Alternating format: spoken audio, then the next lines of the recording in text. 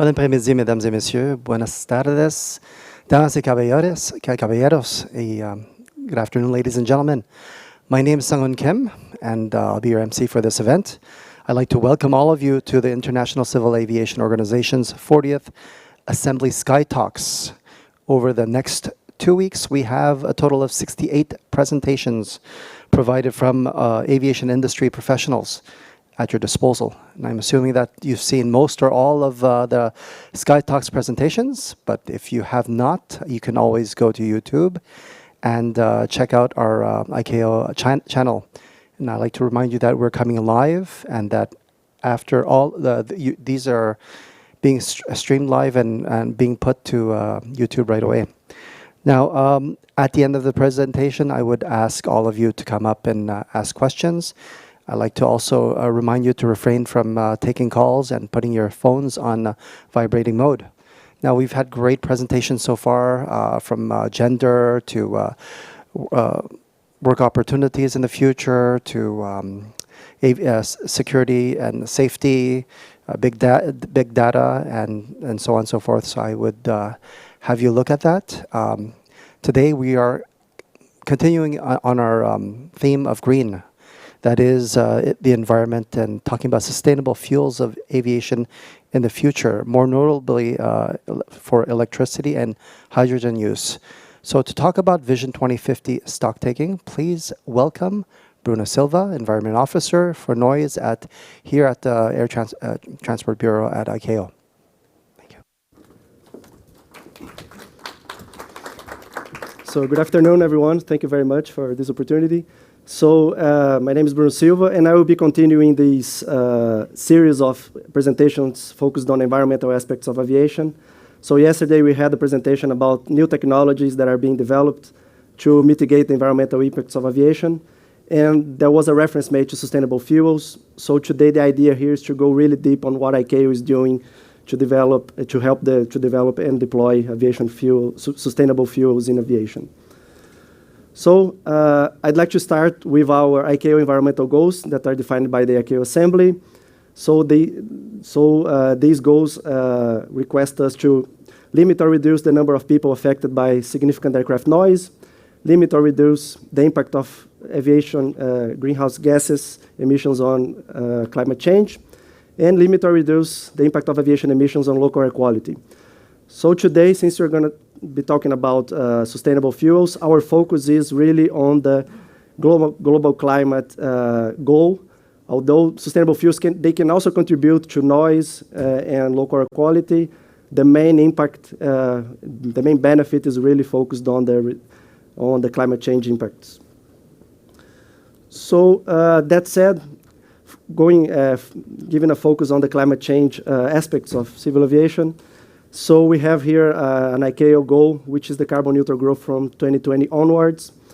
And ICAO also defined a basket of measures for CO2 reduction to make that happen. So this basket of measures is composed of technology and standards, operational improvements, and then sustainable aviation fuels and market-based measures in the shape of CORSIA. So as you can see here from the chart, we are putting a lot of hope on the contributions that may come from sustainable aviation fuels to help ICAO meet this goal of carbon neutral growth 2020. So today I'm going to describe what ICAO is doing in order to make that happen. So first, here in ICAO, we are also very concerned about the meaning of words. We try to be as specific as possible when we define something. So the first thing is, what is a sustainable aviation fuel? So the first thing we need to highlight is that sustainable aviation fuels, they must meet the same safety standards as current aviation fuels. So they need to comply with the same ASTM specifications that are in place for conventional fuels that we have today. So as always, safety is the #1 priority in ICAO. And in addition to these safety standards, in order for a fuel to be considered a sustainable fuel, it needs to meet sustainability criteria. And to define these sustainability criteria, we have received some requests from the Assembly on what may be considered regarding the sustainability of these fuels. So the Assembly resolution requested these fuels to be deployed in an economically feasible, socially and economically acceptable manner, And the Assembly also acknowledged the need for increased harmonization of the approaches to sustainability. That's something very important on everything we do here in ICAO. We want to have a global harmonization of our standards so that they are applicable in a worldwide level. And the Assembly also requested sustainable fuels that should achieve net GHG emission reductions on a life cycle basis, contribute to local social and economic development, and should also avoid competition with food and water. So how did we consider these Assembly requests in our technical work here in ICAO? So these Assembly provisions were considered in Annex 16 Volume 4, which defines CORSIA, and it was adopted by the ICAO Council last year, in 27th of June, 2018. And Annex 16 Volume 4 includes some definitions of sustainable aviation, includes a definition of sustainable aviation fuel, which is a renewable or waste-derived aviation fuel that meets the CORSIA sustainability criteria under this volume. So Annex 16 Volume 4 also brings this new concept of a CORSIA lower carbon aviation fuel that is a fossil-based aviation fuel that meets CORSIA sustainability criteria under the volume. So the presentation today is focused on sustainable aviation fuels for the simple fact that sustainable aviation fuels are a reality. So we have already had more than 200,000 flights with sustainable aviation fuel. There are 6 production processes approved for producing these fuels. Many feedstocks available, as we're going to see in the rest of the presentation. But we are also following up the developments on this new concept of lower carbon aviation fuels and how they may contribute to achieving ICAO goals on climate change. So if you remember the definition I just showed, it makes reference to sustainability criteria under this volume, under Annex 16 Volume 4. So these sustainability criteria are defined in this ICAO document that I'm showing here on the screen. So it's the ICAO document CORSIA sustainability criteria for CORSIA eligible fuels. And I'm happy to say that this was just approved by the ICAO Council this year. So it's now readily available at our website, publicly available for consultation. And I will try to explain what is contained in this document. So in essence, we have 2 sustainability themes that are applicable to SAF at the moment, right? So sustainability theme 1 is related to greenhouse gases reduction. So it says that CORSIA eligible fuel should regenerate lower carbon emissions on a life cycle basis. So if you remember the Assembly resolution request, this is in line with what was requested by the Assembly, that sustainable fuels must have a better carbon footprint than conventional fuels. And what's the criterion that a fuel needs to meet on this theme? So a fuel needs to reach a GHG reduction emission reductions of at least 10% on a life cycle basis when compared with conventional fuel. And we also have a second theme, which is related to carbon stock. And this sustainability theme states that CORSIA eligible fuel should not be made from biomass obtained from land with high carbon stock. So for that theme, we have 2 criteria. So the criteria number 1 says that sustainable fuels can't be made from biomass obtained from converted land that was primary forest, wetlands, or peatlands. So in other words, we can't use feedstocks that came from deforested areas, right? So here we are ensuring that any fuel that is produced and then recognized under CORSIA does not come from deforested areas. And criterion 2 states that direct land use change emissions should be considered in the event of land use conversion. So in case that the use of a land is converted, so again, excluding forests, wetland, or peatlands, because these types of land are already excluded by definition. So, but if any other type of land is converted to produce sustainable fuels, you need to calculate the direct land use change emissions and sum it up to the emission value of that fuel. So, and if you remember the theme number 1, we have a threshold, minimum reduction value. So if this direct land use change emission is too high, the fuel will surpass the threshold and it won't be considered in CORSIA. And so these are the 2 themes and related criteria that we have for now. But ICAO is working on other themes, and this is the list of themes that we're currently considering, and so they encompass water aspects, soil, air, conservation, water and chemicals, human and labor rights, land use rights and land use, water use rights, local and social development, and food security. So this, again, this is in line with the request of the Assembly that requested us to consider social and economic aspects related to sustainability. So this work is ongoing, and it will be subject to the consideration of the Council by the end of the CORSIA pilot phase, which is 2023. So we already have applicable sustainability criteria, but we're also moving forward to expand these sustainability criteria to encompass all the 3 pillars of sustainability, which are environment, social, and economic aspects. Okay, so we have this first criteria for sustainable fuel, which is the 10% reduction on a life cycle basis. But how do we actually calculate these net greenhouse gas reductions? So again, as part of the CORSIA scheme, we have 2 documents that will tell us how to do that. So there are 2 options that a fuel producer can choose. So the first is to use a default life cycle emission value that is provided in this first document that I'm showing here on the screen. So the ICAO document, CORSIA Default Life Cycle Emission Values for CORSIA Eligible Fuels. So this document is a simple table where you have a life cycle emission value associated with a given fuel as a function of the feedstock that was used, the region where it was produced, and the conversion process that was used.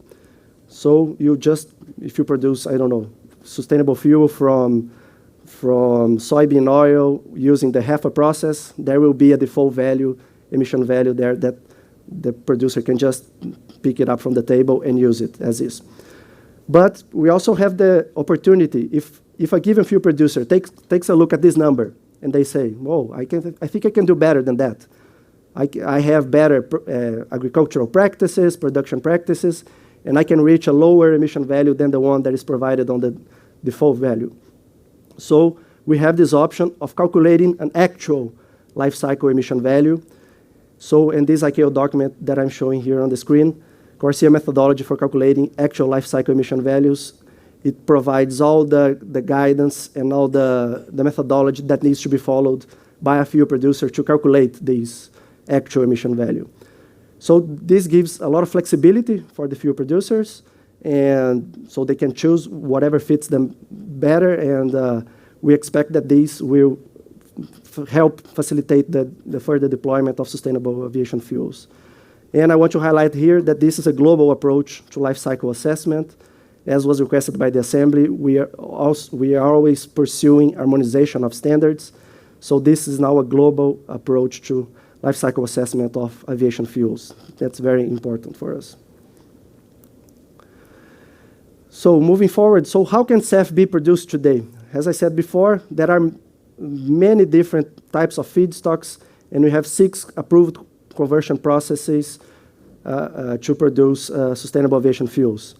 So here we have some examples of feedstocks. We have waste feedstocks, such as agricultural residues, municipal solid waste, which, in other words, is simply really trash. Like, it is possible today with the technology we have today to start with a landfill trash and transform it into aviation fuel. And this fuel can have up to 80% emission reduction when compared to conventional fuels. That's really impressive. We also have vegetable oils that can be used to produce sustainable fuels: corn oil, soybean oil, rapeseed oil, palm oil. They all can be used to produce sustainable fuels if they follow the sustainability criteria that are described later. And we also have crops that can be grown to produce these fuels. So here in this list we have some well-known crops like sugarcane, sugar beet, corn, but we also have some maybe not so common crops like miscanthus and switchgrass. And I wanted to highlight these, especially these 2 here, because they have a very interesting feature. Because these special types of crops, they can absorb carbon on the soil while they are growing. So this means that a sustainable fuel produced with these feedstocks, they can produce negative emission values. Yeah, that's right. Like that's below zero. The fuel will be produced and it will be burned on the aircraft, and on a life cycle basis, there will be negative emission values associated with the fuel. So that's really exciting. Like we really hope that this will generate some interest on this kind of technology. And of course, the industry is moving very fast, and we will be here in ICAO following up the development of the industry. As more feedstocks and conversion processes are approved, we will be considering them, and if needed, we will develop specific methodologies for them to be considered. And the final aspect of SAF consideration under CORSIA is who will certify the compliance with sustainability criteria. So ICAO will approve third-party sustainability certification schemes that will do this job.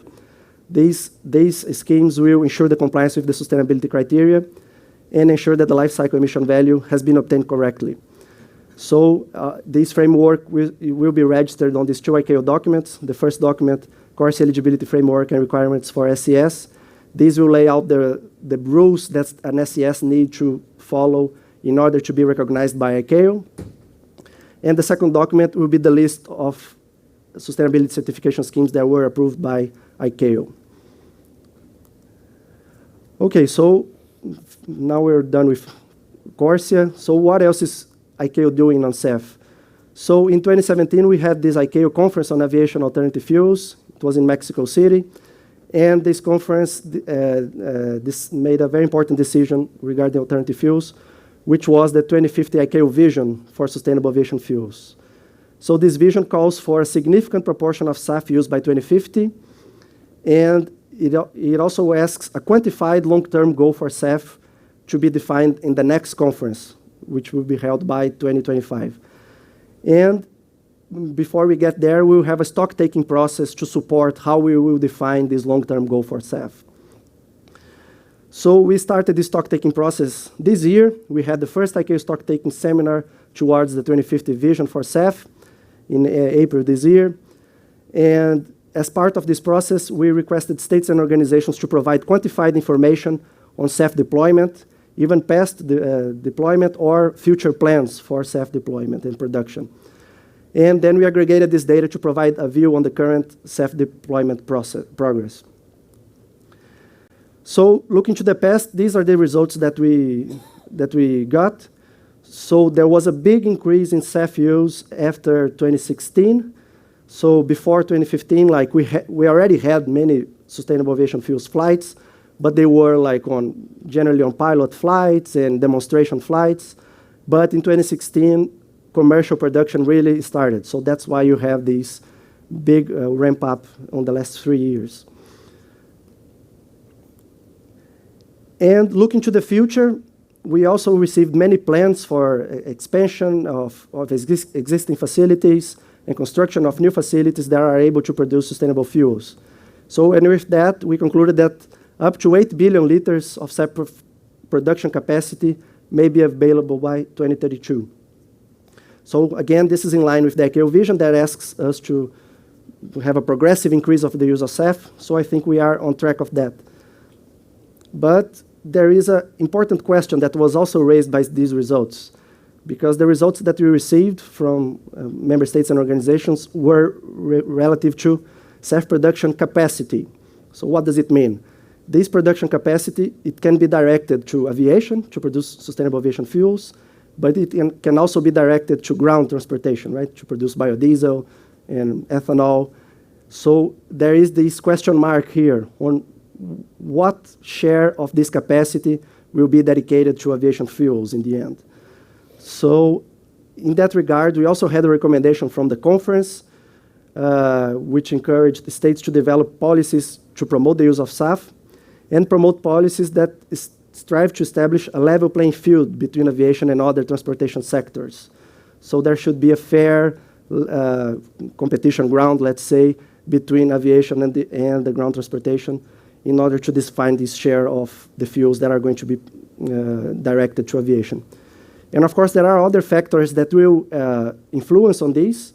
For example, the electrification of ground transportation that everyone knows is ongoing at a fast pace. So maybe this will also contribute to liberate a bigger share of this production capacity to sustainable fuels instead of ground transportation.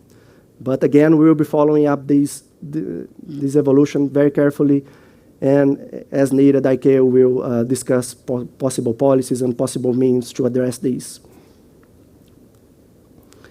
So other initiatives that we are having here in ICAO regarding sustainable fuels, we also have many capacity building and assistance projects. So the first one I'd like to highlight is the ICAO EU project, where we had the development of 4 feasibility studies of sustainable aviation fuel in 2 African states and 2 Central America states, so Burkina Faso, Trinidad and Tobago, Kenya, and Dominican Republic. And we also had an initiative on the ICAO UNDP project, where we developed a Sustainable Aviation Fuels guide. So all these materials are freely available on our website, and so I really encourage you, if you're interested, take a look at those. There's a lot of information there, and lots of lessons learned that can be of use for all the ICAO member states. So in our website, we also have the global framework for aviation and alternative fuels. So this is the main platform where we follow up the industry developments. So we're constantly updating it to post news announcements and updates on ongoing projects, and we also have this live feed of flights that are being flown with sustainable aviation fuels. So with this live feed, you can see, like in real time, the flights that are being done with the use of sustainable fuels in the world. So again, this is a very interesting feature. I really invite you to go to our website and take a look at these. Okay, so now looking to the future. So sustainable aviation fuels are not the only type of sustainable fuel that we are foreseeing for the longer term. As I said, we're focused on it now because they are reality, right? We have the technology, and it's already proven, it's safe. So we should now focus on that and use it for the short term. But looking to the long term, as the ICAO Vision requests us to look at up to 2050, so we have other types of fuels that may contribute to ICAO goals on climate change. So the first one I already mentioned, lower carbon aviation fuels. This concept is already defined in Annex 16, Volume 4. And there are many technologies that can be used to produce this kind of fuel. So like flaring reduction, use of renewable energy in refineries, and carbon capture and storage in oil refineries. So again, these are new technologies. We are following up these developments, and if needed, we will develop specific methodologies to take into account these fuels in our environmental goals. Electric and hybrid aircraft, as you all know, so there are many different projects ongoing to develop electric and hybrid aircraft, mostly focused today on urban mobility, small type of aircraft. But again, we will be following those developments and check how they may play a role in the ICAO environmental goals. And finally, I want to make a reference to hydrogen aircraft, which is also being evaluated by many research institutions, especially because hydrogen is a fuel that can also be produced in a clean manner with a low carbon footprint. So the challenge here on hydrogen aircraft is the volume of the hydrogen tanks. So this different from electric aircraft, where the big challenge is the weight of the batteries. So we are following up these developments, and hopefully they will be also contributing to our goals in the near future. So specifically on electric aircraft, we also have this platform where we are following the developments of the industry, the ICAO Electric and Hybrid Aircraft Platform for Innovation, the EHAPI. So this is a platform where we are updating the developments of the industry, and we have a list of these ongoing projects. And again, I welcome you to take a look at those. There are a lot of interesting initiatives described there. Okay, so coming to an end. So in summary, so ICAO is facilitating SAF development and deployment by many different manners. So first, we are establishing policies and measures. As you could see from CORSIA, there is a big part of CORSIA that is dedicated to sustainable fuels. So, and again, as part of CORSIA, we're developing globally accepted sustainability criteria and life cycle methodologies. This is also very important to provide the certainty for the industry that the fuel that is produced is going to be recognized in a global basis. And we're also organizing events for information sharing and outreach. There is a lot of information in our website regarding sustainable aviation fuels. And also, as part of our website, we're sharing information and best practices in order to support states' initiatives on sustainable fuels development and deployment. And of course, this work will continue in support of the ICAO 2050 vision that requests ICAO to have an increased use of SAF by 2050. And we will also continue with the stocktaking process to have a quantified long-term goal for sustainable aviation fuels defined by the next ICAO conference on this subject, which is going to be in 2025. Okay, so that's what I have for now.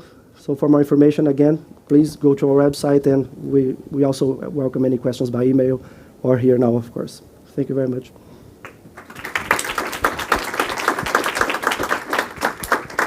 If you have any questions, please step up to the mic. Yes, please.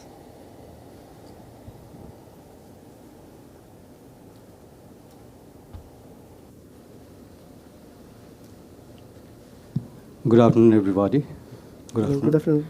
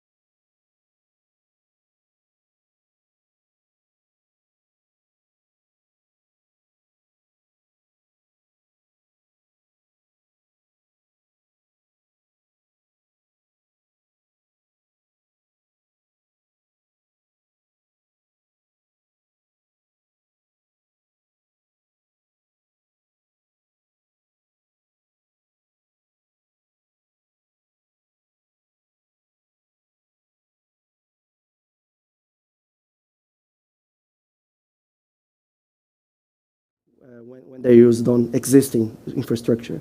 This is a very important point because, of course, right, it facilitates a lot the deployment. If you don't need to have separate storage or separate handling, so they can be mixed together without any problems.